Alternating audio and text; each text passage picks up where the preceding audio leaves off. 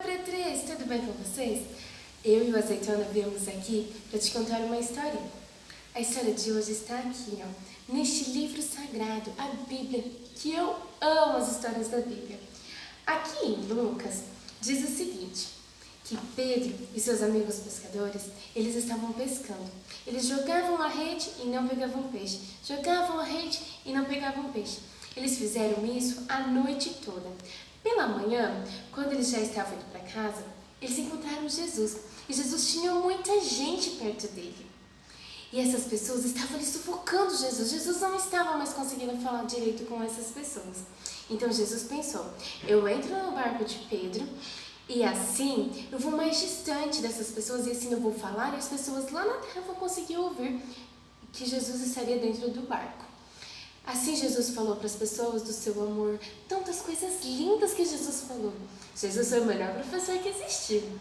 E depois disso, que as pessoas já foram embora, deram tchau para Jesus, Jesus olhou para Pedro, para João e falou bem assim, vocês precisam jogar as redes novamente.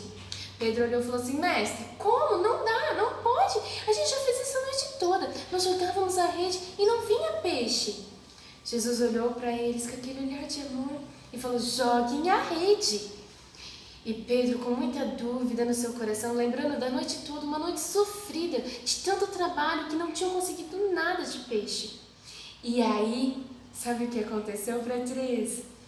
Pedro jogou a rede como Jesus tinha falado. E acredita que quando ele puxou aquela rede estava cheia de peixinhos, tinha muito peixe. Sabe o que isso significa? De que Jesus sempre tem razão e nós precisamos ser obedientes.